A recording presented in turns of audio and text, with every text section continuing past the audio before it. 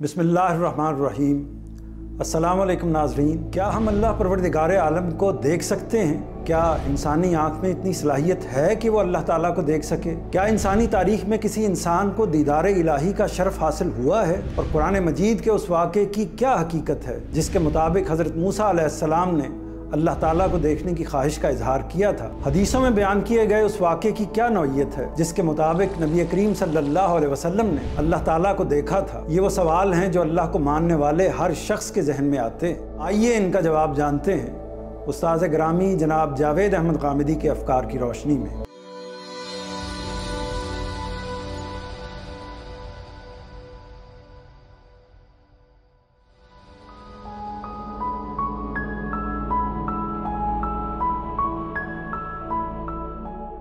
सैयदना मूसा अलैहिस्सलाम के वाक़े से आगाज़ करते हैं। जब हज़रत मूसा अलैहिस्सलाम ने अपनी कौम बनी इसराइल को फ़िरऔन के चुंगल से छुड़ा लिया और फ़िरऔन को अल्लाह ताला ने समंदर में गर्क कर दिया, तो उसके बाद हज़रत मूसा अलैहिस्सलाम को हुक्म हुआ कि वो वादी सीना में तूर के पहाड़ पर पहुँचें। इस हुक्म का मकसद ये था कि वो 30 दिन वहाँ क़याम करेंगे, जिसके बाद अल्लाह ताला उन्हें वो तख्तियाँ अता फ़रमाएँगे जिन पर बनी इसराइल के लिए शरीयत के अहकाम दर्ज होंगे। हज़रत मूसा अलैहिस्सलाम अपने शौक़ के बाइस चंद दिन पहले ही मुकर्ररा मकाम पर पहुँच गए। अल्लाह ताला ने इस उजलत पर तंबीह फरमाई और 30 दिन की मुद्दत को बढ़ाकर 40 दिन कर दिया। बहरहाल जब मूसा अलैहिस्सलाम मुकर्ररा वक्त पर और मुकर्ररा जगह पर बारगाह इलाही में हाज़िर हुए और अल्लाह ताला से मुकालमा शुरू हुआ, तो हज़रत मूसा ने दरख्वास्त की कि परवरदिगार, मैं आपको बराह रास्त देखना चाहता हूँ। इस दरख्वास्त पर अल्लाह ताला का क्या जवाब था? आइए इसको कुरान मजीद से पढ़ते हैं। सूरह आराफ की आयत 143 में बयान फरमाया है, जब मूसा हमारे ठहराए हुए वक्त पर पहुँच गया और उसके परवरदिगार ने उससे कलाम किया, तो उसने इल्तिजा की कि परवरदिगार, मुझे मौका दे कि मैं तुझे देखूँ। फरमाया, तुम मुझे हरगिज़ नहीं देख सकोगे, अलबत्ता इस पहाड़ की तरफ देखो, अगर ये अपनी जगह पर कायम रह जाए तो आगे तुम भी मुझे देख सकोगे। फिर जब उसके परवरदिगार ने पहाड़ पर तजल्ली की तो उसको रेज़ा रेज़ा कर दिया और मूसा बेहोश होकर गिर पड़े। फिर जब होश आया तो बोले, तू पाक है, मैं तेरे हुजूर तौबा करता हूँ और गवाही देता हूँ कि सबसे पहले मानने वाला मैं हूँ। देखिए क्या हुआ, हज़रत मूसा ने दीदार की ख्वाहिश का इजहार किया। अल्लाह ताला ने उसके जवाब में फरमाया, लन तरानी, तुम मुझे हरगिज़ नहीं देख सकते, कि जो आँखें तुमको अता की गई हैं वो अल्लाह ताला को देखने की ताकत नहीं रखती। फिर समझाने के लिए फरमाया कि तुम सामने वाले पहाड़ को देखो, मैं उस पर अपनी तजल्ली करता हूँ, यानी उस पर अपनी जनाब से कुछ रोशनी डालता हूँ। फिर तुम्हें अंदाज़ा हो जाएगा कि इस जिस्म में, तुम्हारी आँखों में, इन हवास में मुझे देखने की सलाहियत नहीं है। फिर अल्लाह ताला ने पहाड़ पर अपनी तजल्ली डाली। तजल्ली के पड़ते ही पहाड़ रेज़ा रेज़ा होकर मिट्टी बन गया। हज़रत मूसा पहाड़ पर पड़ने वाली तजल्ली को देखकर गिर पड़े और बेहोश हो गए। फिर जब होश आया तो एहसास हुआ कि मैंने एक ऐसी दरख्वास्त कर डाली थी जिसका तहम्मुल मैं खुद भी नहीं कर सकता था।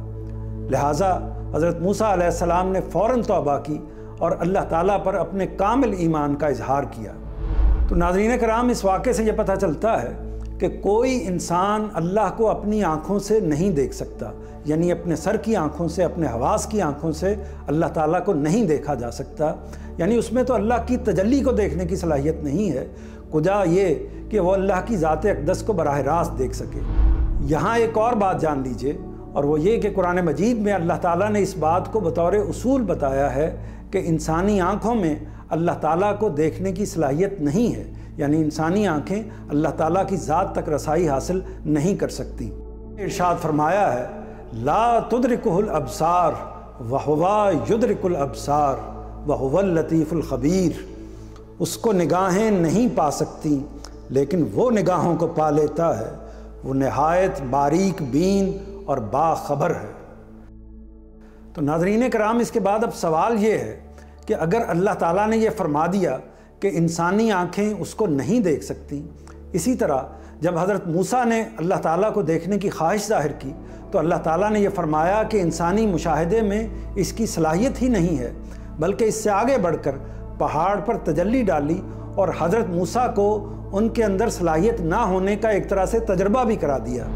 तो इसके बाद सवाल ये है कि उस वाक़े की क्या हकीकत है, क्या हैसियत है जिसके मुताबिक हज़रत मोहम्मद सल्लल्लाहु अलैहि वसल्लम ने अल्लाह ताला को देखा था, और जो वाक़या रिवायतों में, हदीसों में और बाज़ मुफस्सरीन के नज़दीक कुरान मजीद में भी बयान होता है। नाज़रीन कराम, ये बात अहादीस की बिना पर भी बयान की जाती है और कुरान मजीद से भी इसके लिए इस्तेदलाल किया जाता है।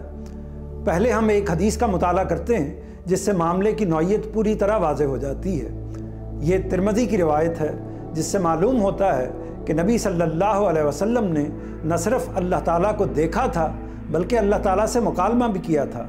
इसमें एक और बात भी बयान होती है, और वो ये कि अल्लाह ताला ने अपना हाथ नबी करीम सल्लल्लाहु अलैहि वसल्लम के कांधे पर रखा था।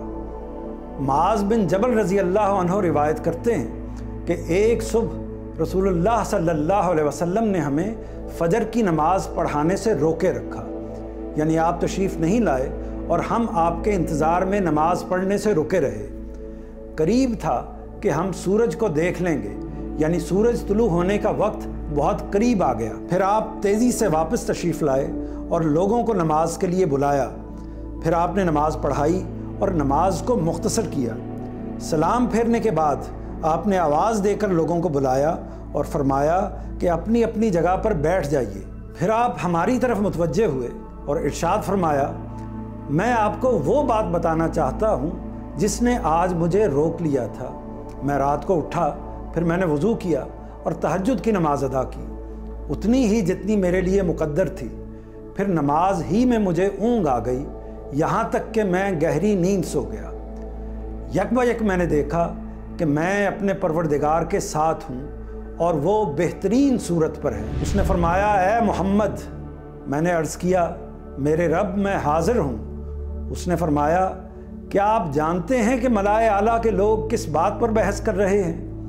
मैंने अर्ज़ किया कि मैं नहीं जानता।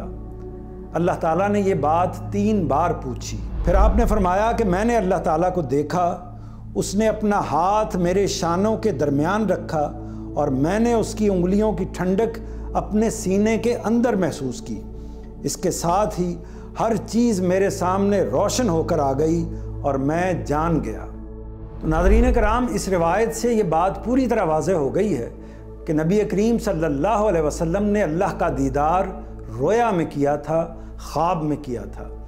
यहाँ ये बात वाज़ेह रहे कि अल्लाह के रसूलों को आने वाले ख्वाब आम इंसानी ख्वाबों जैसे नहीं होते।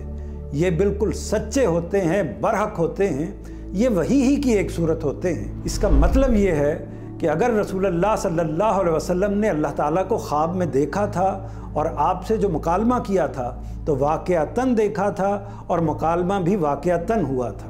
यानी जिन चीज़ों को इंसानी आँख नहीं देख सकती, अल्लाह अगर उन्हें अपने नबियों को दिखाना चाहें तो उन्हें ख्वाब में दिखा देते हैं। ये देखना आँखों से देखने से भी ज़्यादा मुकम्मल और ज़्यादा मौसर होता है। ये वो बात है जो अहादीस के हवाले से बयान हुई है, रिवायतों के हवाले से बयान हुई है।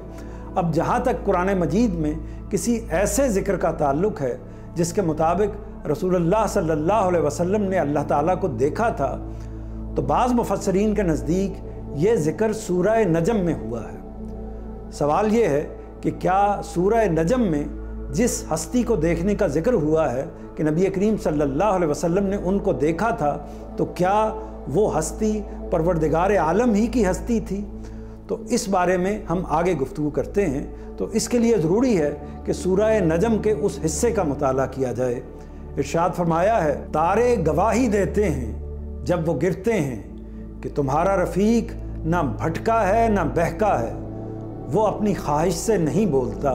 ये कुरान तो एक वही है जो उसे की जाती है, उसको एक ज़बरदस्त क़ुव्वतों वाले ने तालीम दी है, जो बड़ा साहिब किरदार, बड़ा साहिब हिकमत है। चुनाचे वो नमूदार हुआ इस तरह कि वो आसमान के ऊंचे किनारे पर था, फिर करीब हुआ और झुक पड़ा, यहाँ तक कि 2 कमानों के बराबर या उससे कुछ कम फासला रह गया। फिर अल्लाह ने वही की अपने बंदे की तरफ जो वही की, جو کچھ اس نے دیکھا وہ دل کا وہم نہ تھا، اب کیا تم اس چیز پر اس سے جھگڑتے ہو جو وہ آنکھوں سے دیکھ رہا ہے۔ اب آتے ہیں استاد گرامی جناب جاوید احمد صاحب غامدی کے نقطہ نظر کی طرف۔ ان کا موقف یہ ہے کہ جس ہستی کو نبی کریم صلی اللہ علیہ وسلم نے دیکھا تھا، یعنی سورہ نجم میں جس کا ذکر ہوا ہے اور جس کے حوالے سے قاب قوسین کی تعبیر اختیار کی گئی ہے، یعنی اس کے اور نبی کریم صلی اللہ علیہ وسلم کے مابین گویا کہ 2 کمانوں کے برابر فاصلہ رہ گیا تھا، تو وہ ہستی، وہ شخصیت حضرت جبرائیل علیہ السلام کی تھی۔ یہ جناب غامدی صاحب کا موقف ہے۔ اس موقف کے لیے جو ان کے دلائل ہیں انہیں ہم 3 نکات میں بیان کر سکتے ہیں۔ پہلا نقطہ یہ ہے کہ قرآن نے سورہ انعام میں یہ اصولی فیصلہ سنا دیا ہے کہ انسانی آنکھ اللہ کے مشاہدے کا تحمل نہیں کر سکتی۔